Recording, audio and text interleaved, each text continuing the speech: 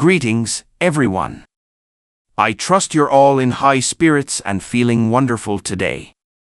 You're about to embark on an extraordinary tale, one of the most remarkable stories known to humanity, the journey of Buddha, a figure whose wisdom has touched the lives of over 500 million people worldwide. From China to Japan, India to Nepal, and extending to Thailand and beyond, Buddha's life continues to ignite inspiration in countless souls today. But here's something truly remarkable. This narrative isn't solely about a historical icon. It's about you. Yes, you. Because the insights Buddha shared aren't reserved for monks or ancient times. They are timeless lessons that can transform your life right now, no matter your background, challenges, or language. In this presentation, we'll delve into his remarkable journey, from his birth to his struggles, his quest for truth, and everything in between. And here's the exciting part: while you're immersed in this story, you'll also enhance your English skills. That's right. As you absorb this tale, you'll pick up new vocabulary, expressions, and life-altering wisdom. If you're eager to uncover the magic of Buddha's story and, at the same time, master English in an engaging and thrilling way, be sure to subscribe to our channel. Here, we share captivating stories, book summaries, and transformative lessons, all while helping you refine your English. So settle in, relax, and prepare for an adventure that will not only shift your perspective but also elevate your English fluency. Let's begin. Part 1: The Birth of a Prince. Long ago, in a kingdom called Lumbini, now part of Nepal, a child was born who would forever alter the course of history. His name was Siddhartha Gautama. Later, the world would come to know him as Buddha, the Awakened One. Siddhartha was born to King Suddhodana and Queen Maya, leaders of the Sakya clan. At the moment of his birth, something miraculous occurred. Legend has it that Queen Maya gave birth while standing in a lush garden. As she cradled her newborn, the trees bowed in reverence, and flowers blossomed around her. This phenomenon signaled that the child was extraordinary. The infant Siddhartha was radiant, his face glowing like the moon. At his birth, a seer foretold that he would either rise to be a mighty king or become a spiritual guide who would bring serenity to the world. However, King Suddhodana, his father, had no desire for Siddhartha to pursue a spiritual path. He envisioned his son as a powerful ruler like himself. To secure this future, the king enveloped Siddhartha in opulence, keeping him confined within the palace walls. He provided the finest education, luxurious garments, and every comfort imaginable. The palace overflowed with splendid gardens, attendants, and performers. Siddhartha grew up surrounded by ease, no pain, no sorrow, no adversity. His father believed that shielding him from the outside world would prevent him from encountering life's harsh truths, ensuring he would choose the path of kingship. As Siddhartha matured, his charm and grace became renowned, earning him widespread admiration. He possessed everything one could desire: wealth, comfort, companionship, and a devoted family. Yet, deep within, he felt an emptiness, a sense that something vital was missing. One day, curiosity stirred within him. He asked his father for permission to venture beyond the palace gates. Though hesitant, the king agreed, believing that glimpsing the outside world would make Siddhartha appreciate his privileged life. So, Siddhartha embarked on his exploration, eager to discover what lay beyond the palace. But what he encountered that day would reshape his destiny. As he traveled through the city streets, he witnessed sights he had never imagined. The first was an elderly man, moving slowly with a weary face and wrinkled skin. Siddhartha was stunned, having never seen such frailty. He asked his charioteer, "What is this?" The charioteer replied, "This is aging, a fate that awaits us all. We grow old and frail." Siddhartha was bewildered. He had never contemplated aging, always assuming life was flawless and eternal. As they journeyed further, another troubling sight met his eyes, a sick man lying by the roadside, racked with pain. Siddhartha inquired, "What afflicts him?" The charioteer explained, "This is illness, and it can strike anyone, rich or poor." Siddhartha's heart grew heavy. He began to see that the world was not the perfect haven he had believed it to be. People aged, fell ill, and faced mortality. The palace's idyllic existence seemed like a fleeting dream compared to the stark reality outside. But there was more to witness. Further along, Siddhartha saw a lifeless body surrounded by mourners. He asked, "What is this?" "This is death," the charioteer answered. "It comes to all living beings." A profound sorrow gripped Siddhartha. He realized that everyone, no matter their wealth or power, must confront aging, illness, and death, inescapable truths of existence. Then, they encountered a monk seated calmly beneath a tree. He had no wealth, no family, no grand palace. Clad in simple robes, he exuded tranquility, a serene smile gracing his face. Siddhartha asked, "Who is this man? Why is he so at peace?" The charioteer replied, "He is a holy man, a seeker of truth. His peace comes from releasing desires and embracing life's reality." This encounter transformed Siddhartha. He understood that wealth and luxury could not yield true happiness. True peace and liberation could only be found by grasping the essence of life.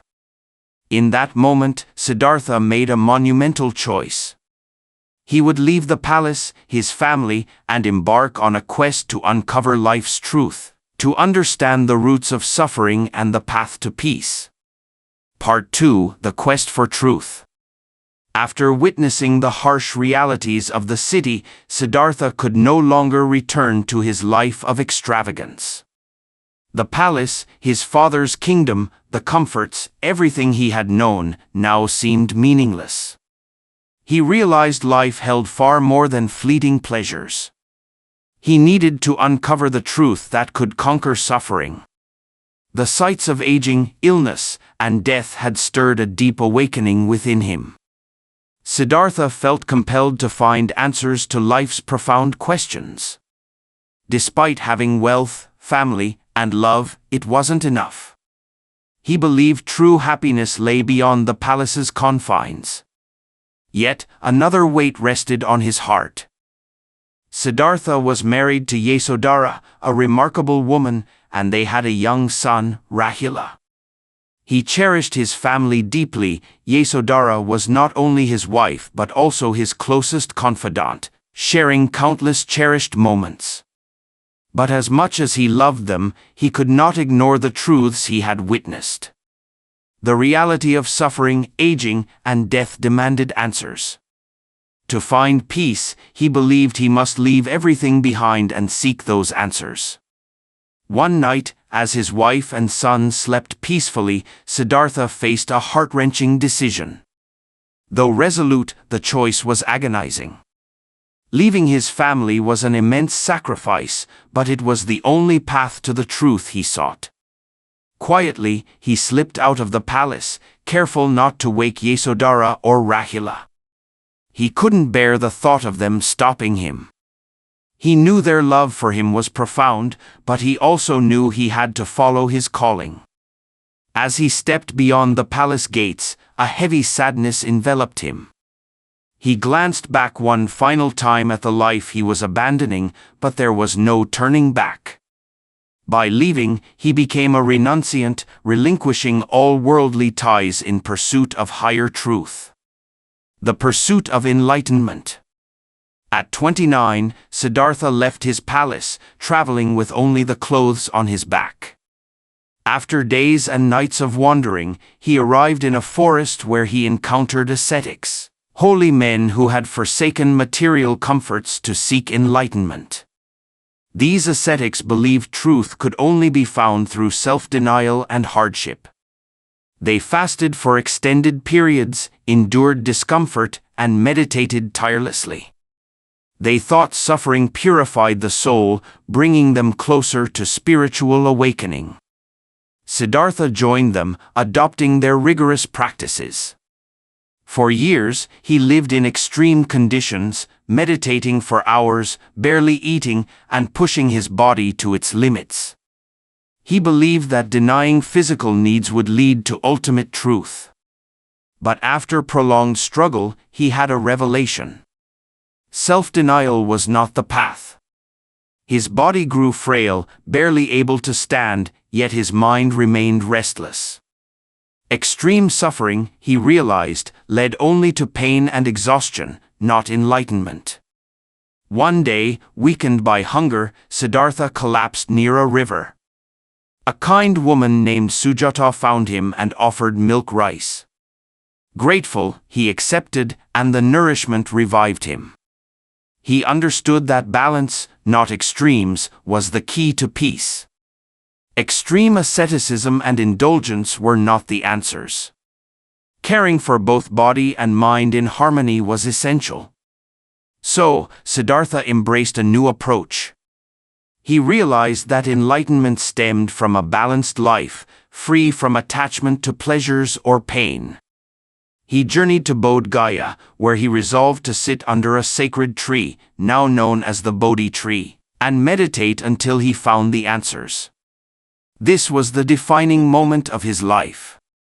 Seated beneath the tree, he vowed not to rise until he attained truth. For 7 days, Siddhartha meditated under the Bodhi tree, focusing his mind and delving into his soul. The journey was fraught with challenges. Mara, the demon of temptation, sought to disrupt his quest with storms, rains, and alluring distractions. But Siddhartha remained steadfast, unshaken by Mara's ploys. As he meditated, he began to sense a profound truth. On the 5th night, he experienced a deep awakening, grasping the essence of life. After 7 days, his mind was liberated. Siddhartha had attained perfect enlightenment, a state of inner peace where he fully understood life's nature and suffering. He had become the Buddha, the awakened one. The middle path he had sought was now clear. After years of searching, he realized the answers lay within. Through meditation and reflection, he uncovered the 4 noble truths and the Eightfold Path, which would become the cornerstone of his mission to help others overcome suffering.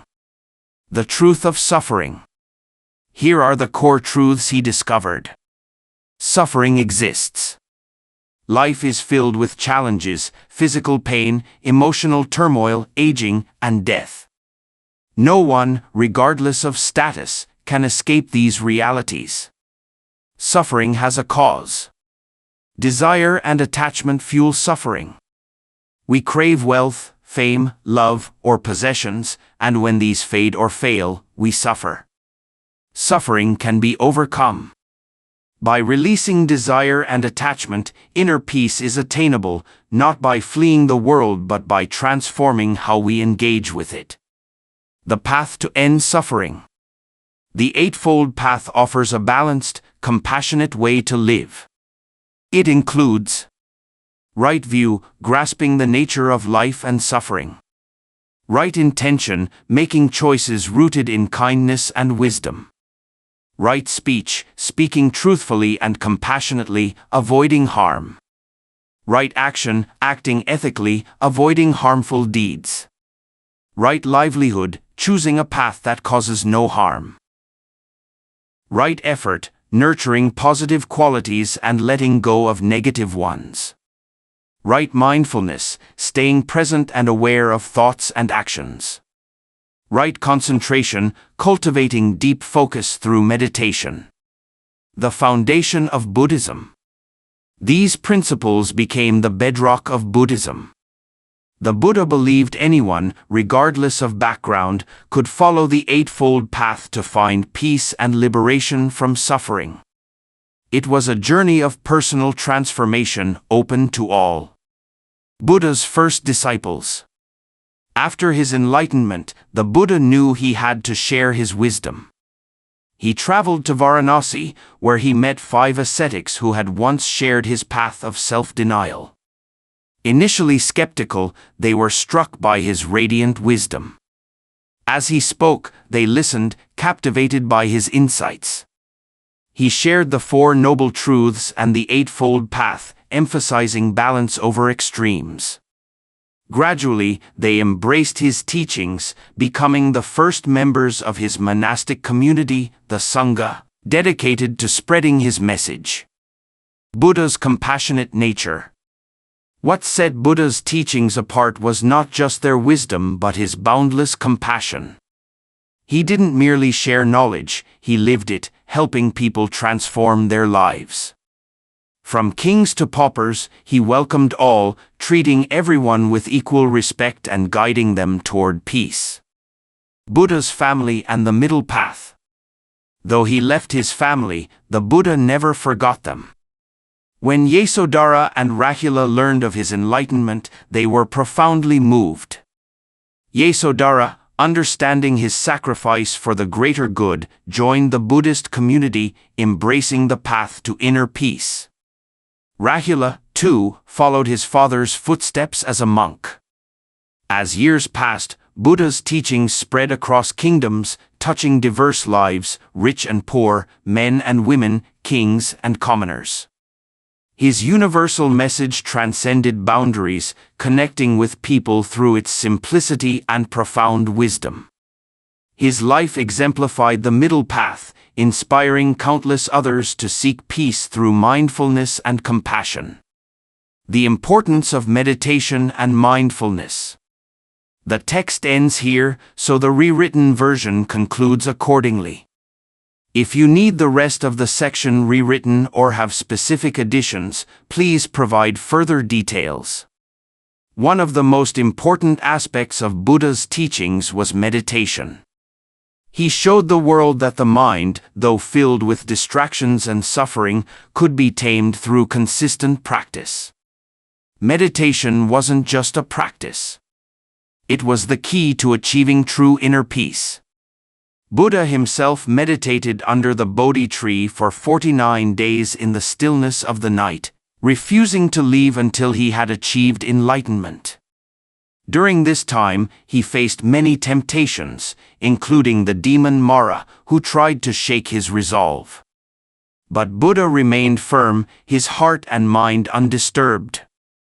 He often taught his disciples that meditation was not just about sitting in silence but about learning to be fully present, to understand the workings of the mind, and to realize the impermanence of life. Mindfulness became a cornerstone of his teachings. Buddha explained that everything in life is temporary, our emotions, our relationships, and even our own bodies. This realization freed people from unnecessary suffering because they learned to let go of attachment. Buddha's teachings provided a roadmap for anyone who wanted to live a life of peace, love, and wisdom. His approach was realistic and practical. He didn't promise that life would be easy, but he showed people how to handle the inevitable suffering that comes with being human. By now, Buddha's teachings were becoming famous beyond the borders of India. His words resonated with people in Nepal, China, Japan, Thailand, and even far into Southeast Asia. His ideas about compassion, mindfulness, and the nature of existence spoke to people from all walks of life. From the monks who gave up everything to follow him to the laypeople who heard his sermons, Buddha's message transcended time, culture, and belief systems. Everywhere Buddha went, people gathered to hear him speak. His wisdom spread quickly, and followers began to form communities dedicated to following his teachings. As Buddha continued to teach, he encountered many debates and challenges. Some questioned his ideas, while others tried to test his wisdom. But Buddha remained calm, always answering with patience and clarity. He never raised his voice, and he never allowed anger or frustration to cloud his judgment.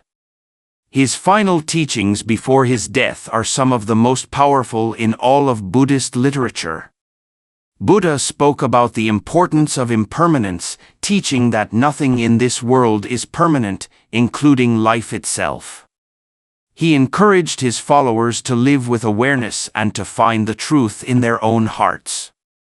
Buddha's message was clear: do not rely on anyone outside yourself.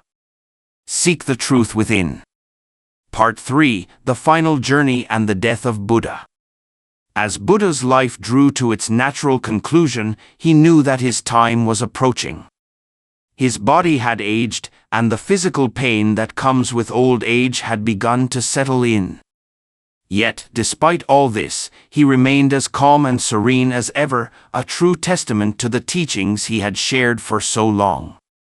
He had already reached the pinnacle of human wisdom and compassion. His death, like his life, was filled with profound lessons for his followers. In the last year of his life, Buddha set out on a journey to a place called Kushinagar, a quiet, peaceful town in present-day India. It was here, amidst the beautiful countryside, that he would breathe his last breath. He had been traveling for a long time, visiting different places and spreading his teachings. Everywhere he went, people lined the roads, eager to hear the man who had inspired millions and those who had already followed him with love and reverence. As Buddha walked, he knew that his death was imminent, but he was not afraid.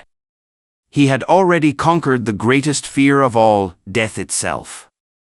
For Buddha, death was not something to be feared or mourned. It was a natural part of the cycle of life, just as birth and growth were. His calmness in the face of death was a reflection of everything he had taught: to accept life's impermanence and to live fully without attachment to anything, not even life itself. Buddha's last meal.